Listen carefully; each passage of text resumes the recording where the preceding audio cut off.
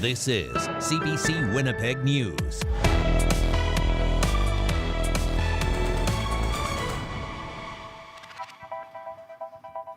Good evening. Thanks for joining us. It wasn't the kind of wake-up people in one Winnipeg neighborhood had been hoping for. Smashed windows, things stolen from their homes, and an unknown man making threats on doorsteps. A handful of houses and a school in Crescentwood were broken into Saturday. It led to police arresting a 35-year-old, but for those in the area, it's not a morning they'll forget anytime soon. CBC's Gavin Axelrod has more. A broken window, shards of glass, and a brick in his front yard. This was Evan Moyer's home on Kingsway Saturday morning. I woke up at 6:30 a.m. just to a brick being thrown into my bay window. Looked outside. There seemed like a bit of a madman running around and doing the same to other neighbors, as you can see. Moyer says he confronted the person at his doorstep and they came at him with a bottle. This adrenaline takes over. Tried to be a hero, and in the end, I also tried to get my dog involved, and the dog didn't want to deal with it either. So, yeah, in the end, we just let the police kind of deal with it. Police were still working to the details Saturday, but say a man damaged homes on the street, then smashed a window next door at Kelvin High School. Police also say they got a report of a garbage bin being set on fire, but it was quickly put out. The man was eventually arrested. Everyone is in shock. Two neighbors over, they said there was a break and entering, so even more scary than it could have been for us. Apparently they stole a bottle of wine, a computer. Independent MLA Mark Wasiliu's house also had windows smashed, one by a flower pot. And there was a guy with a medical mask with his head in my window, and he was incoherent. And he was demanding alcohol. He went upstairs to get his phone. Then, more crashing sounds. He threw a piece of concrete through the middle window. And then he started going down the street. And about 5 minutes later, I heard crashing down the street from my neighbor's house. He says the incident speaks to Winnipeg's problem with crime and drugs. This just can't keep going. People don't feel safe in their communities, and they need a response from the city. They need a response from the province, and sprinkling a little money here, doing a little project there, we're well past that. This is a crisis. Police say there were no reports of injuries. Many of the damaged windows were boarded up during the day, but it's not an incident people on the street will forget anytime soon. Gavin Axelrod, CBC News, Winnipeg. Manitoba Hydro's CEO is defending plans to burn natural gas to produce more electricity. 6 weeks of public hearings into Hydro's energy plan started today, with the Crown Corporation on the defensive. CBC's Bartley Kivas was there. Manitoba Hydro CEO Alan Danroth makes a rare public appearance, speaking to Manitoba's energy regulator about Hydro's plan to increase its generating capacity. The CEO warned Manitoba is no longer an energy superpower and needs to spend billions to produce more power. We are, at times of drought, incredibly short, and we need to do things to fix that for the safety and reliability of the system for all Manitobans. The biggest part of that plan is 3 more gas turbines in Brandon. The cost, $3 billion. Hydro critics say this is too much money for power Manitoba may not immediately need. Those critics say Hydro could be building battery storage instead. Some of those costs were perhaps not reasonable in the original plan and have significantly changed since then, especially with respect to batteries and combustion turbines. The hearings taking place in this building have never happened before. Manitoba Hydro has never taken its energy plan to the Public Utilities Board. The board will make recommendations about what Hydro ought to build, but the final say lies with Premier Wabkanu and his cabinet. This former NDP cabinet minister says it's time for the provincial government to push Hydro, specifically to build wind farms at a faster pace. In Alberta, Saskatchewan, BC, Ontario, Quebec, they all have major wind power. Now, why our government has not pushed Hydro harder, I don't know. Hydro's energy plan does call for Indigenous-led wind farms. Alan Danroth says criticism of Hydro has gotten out of hand. The CEO says the corporation is dealing with 8 credible threats against his staff, including 5 against him. It gets a little bit much when folks speak out, often in the media, and start spouting things that are not true. It creates a safety risk for our employees. It also creates a psychological, unsafe workplace. Hydro critics didn't comment on Danroth's claims about the threats. Bartley Kivas, CBC News, Winnipeg. A philanthropist who played a critical role in bringing the Canadian Museum for Human Rights to Winnipeg says her family is pausing its financial support to the museum.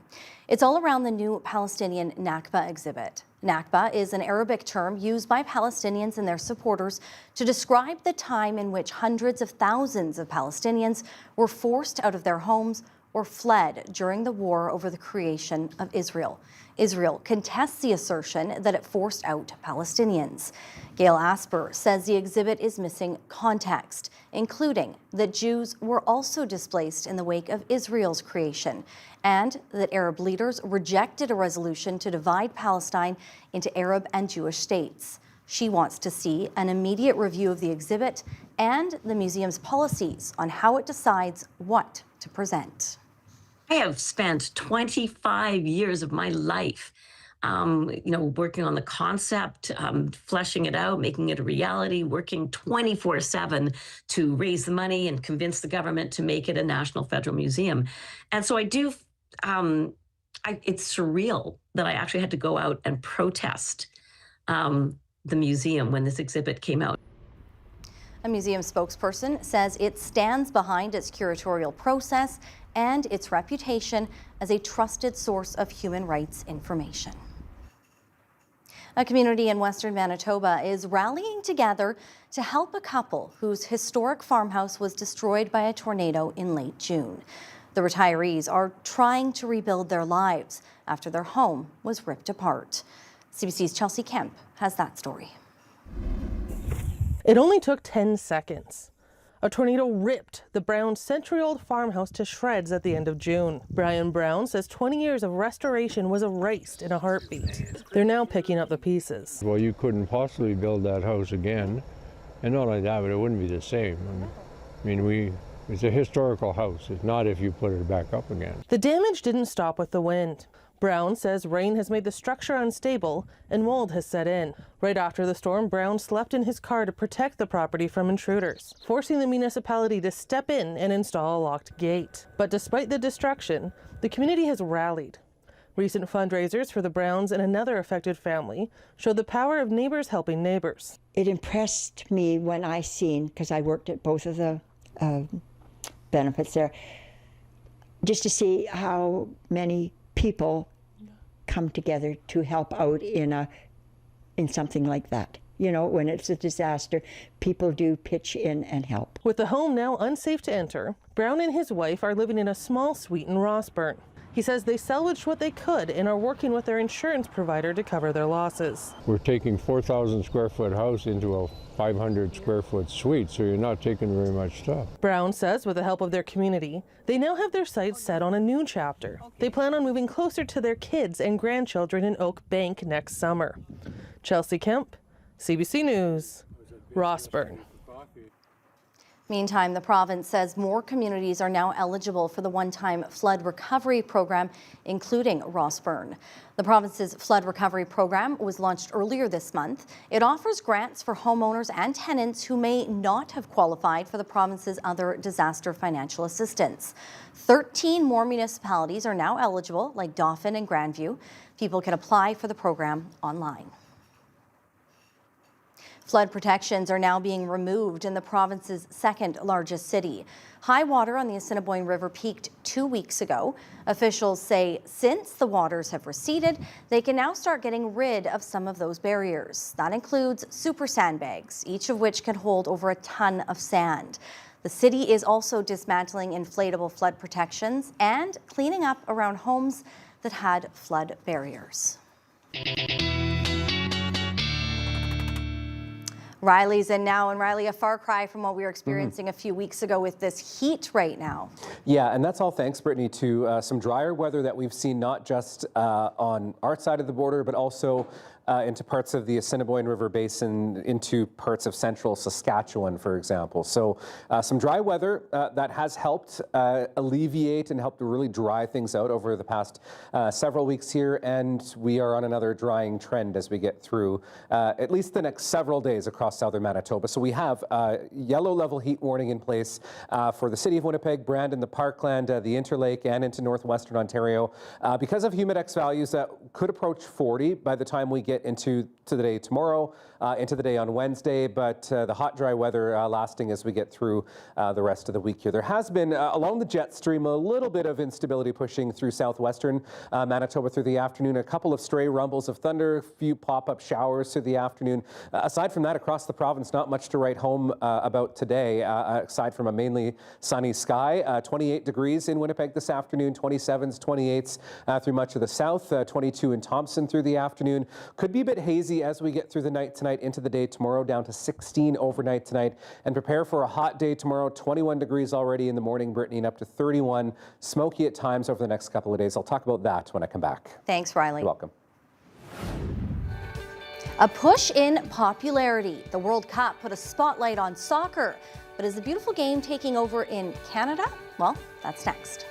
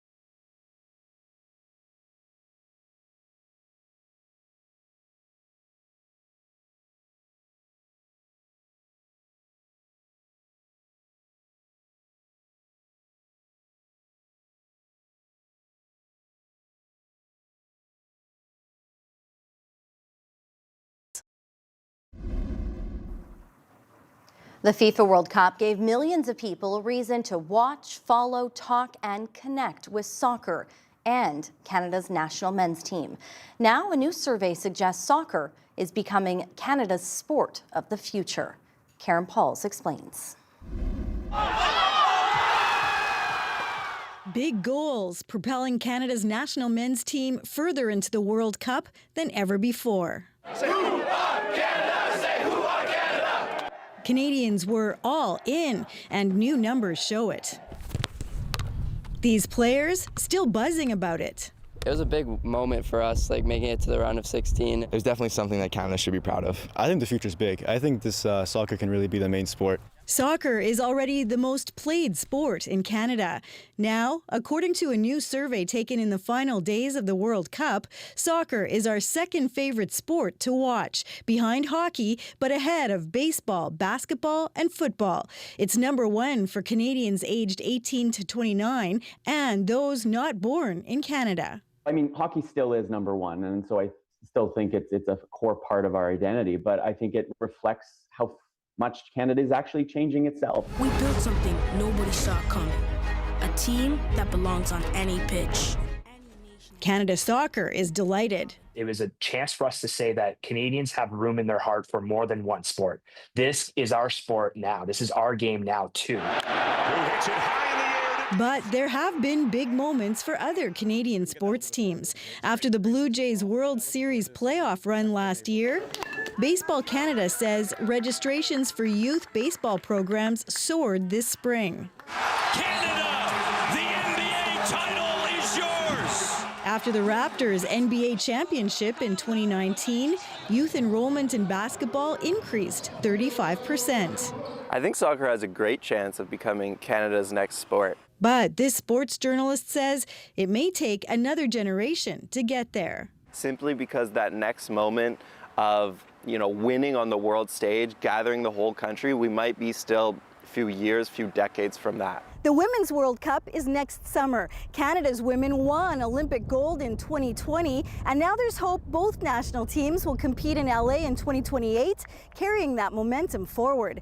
Karen Pauls, CBC News, Winnipeg.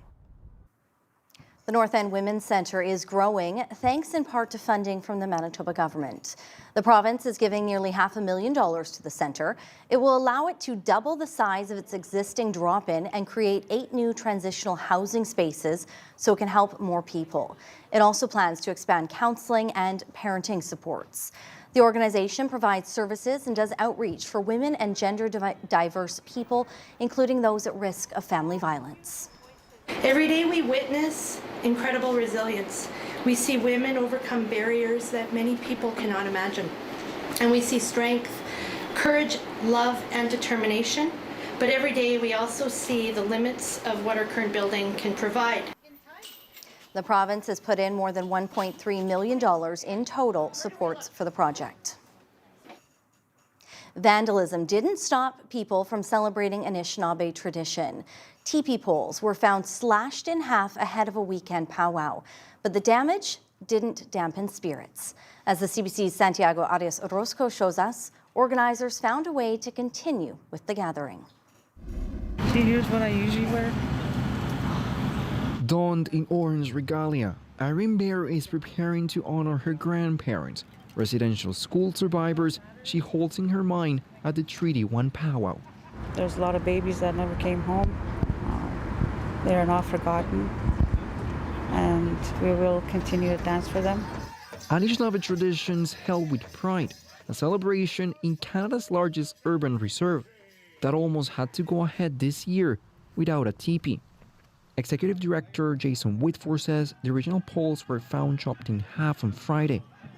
Treaty 1 has called it vandalism. Fortunately for us, those that are committing these acts are few and far between, but they do tend to happen. The teepee was raised with an extra set of poles. Drummer Darren Fisher says finding a way to still have it, a testament to the resilience of Indigenous people. To us, it's a part of us, and we're still going to do it. And if you've seen, this place was packed yesterday, and that was the support and the love of what we do. Donations were raised during a blanket dance to replace the damaged poles. Dancer Dakota Aishin says it's about coming together and rebuilding, a lesson he hopes sticks with the next generation, along with being able to live their own culture. That's how it started for me. I learned it from watching relatives dance, and that kind of got me started too. So when we dance, we don't know who we're inspiring or encouraging too, right? Some young people are already carrying that torch. This group of girls banded together in high school to play the drum. A moment to rejoice and remember in a display of resilience. Santiago Arias Orozco, CBC News, Winnipeg.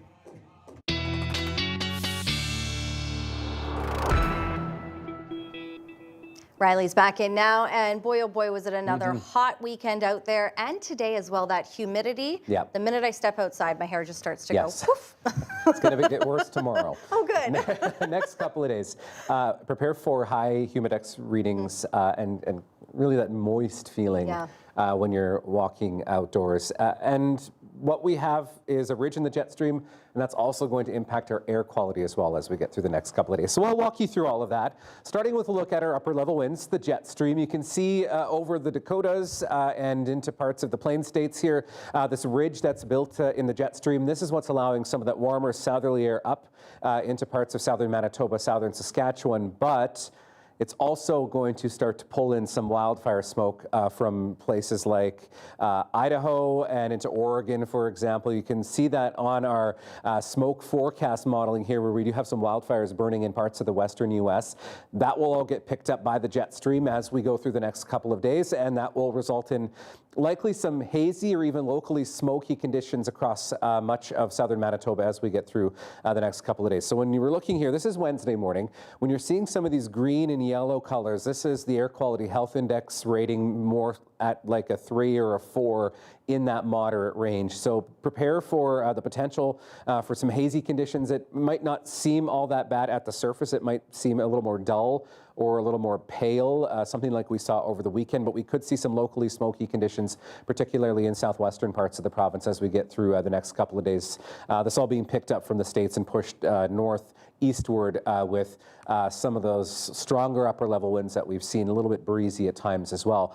Skywise, looking at a mix of sun and clouds, there is the potential first thing in the morning through parts of the Parkland and the Interlake of a few spotty showers, maybe a couple of stray rumbles of thunder first thing pre-dawn for places like Dauphin, anywhere along Highway 5 into the Riding Mountain region. Then we're back into a pretty general sun-cloud mix as we get through the rest of the day on Tuesday. And then there's another area of low pressure forming to the west. This will bring some instability to northern Manitoba, but along the frontal boundary associated with this as we get overnight into Thursday morning, there is the potential seeing some of that thunderstorm activity or some showers into southern parts of the province. And once this front moves through, this will act like a bit of a flush. It will switch our winds back around again, and it will also help to cut into the humidity a bit as we get toward the end of the week as well. So things trending warm as we get through the next couple of days. So 31 by the afternoon in Winnipeg and Brandon tomorrow, 32s through Portage, Morden, Winkler, tack about 5 or 6 at least on for the humidex value as we get through the afternoon. The Paw, Flin Flon, 28 degrees, and Thompson looking at a high of 26 as well. Temperatures like these, Brittany, continuing as we get into the day on Wednesday. And like I said, we get a bit of a break by the time we get to the end of the week. I'll have more on that in your 7-day forecast. Thanks, Riley. You're welcome. Instead of taking their time, for this group, the game turned into a race against the clock.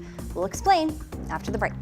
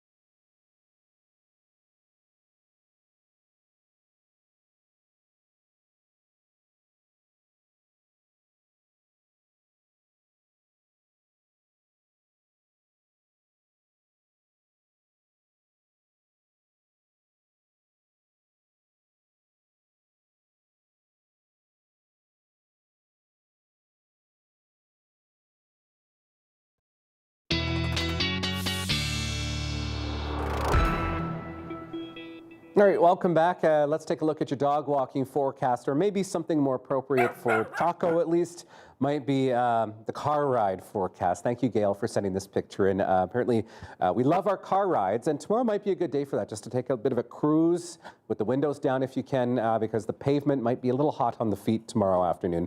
31 in Winnipeg. A southwesterly wind could bring in a bit of haze through the afternoon. I think more so into Wednesday, we'll see the impacts of that through southern Manitoba, but humidex values feeling closer to the high 30s as we get through the afternoon across the south. Tomorrow, you can send your pictures, as always, to talkback at cbc.ca. 32 for Wednesday again, another hot and humid one, and high 20s, but things staying dry for the most part as we get toward the weekend. Well, normally when you sit down to do a puzzle, it's to relax, unwind, slow down. It's a good holiday activity for our family, but that's not how it was done at the province's first regional speed puzzling competition over the weekend. Dozens of people took part, racing to the finish line piece by piece. Gavin Axelrod has your daily lift.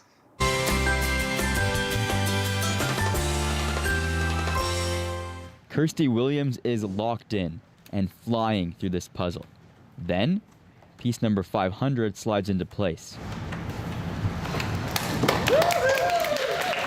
She only needed 41 minutes and 5 seconds to win Manitoba's first ever regional speed puzzling championship. A big moment, but a quiet celebration, because others are still working away. Well, I can't say swear words, but that's what goes through my head. Just go fast, move your hands fast. Williams has been speed puzzling for 2.5 years. The prize for winning was $500. I read about it on the internet, and I was like, 90 minutes to do a puzzle? I reckon I can do that. And everyone was like, no, don't be silly. So I was like, if I can do it, I'm going to go to Worlds for a laugh. And then I did it. The goal is simple. Whoever puts their puzzle together fastest wins. Everyone has the same one. It's taking something that can be peaceful and meditative and something you love.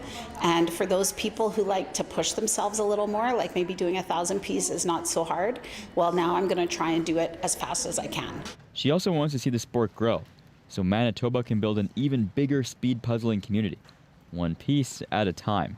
Gavin Axelrod, CBC News, Winnipeg. Puzzles just 41 minutes. Frustrate me. 41 minutes, it would take me 41 days to do that. I just can't find the pieces. You got to find the corner and then work your way in. Well, good on them. Yeah. Better them than me. Have a great night. We'll see you back here tomorrow. See ya.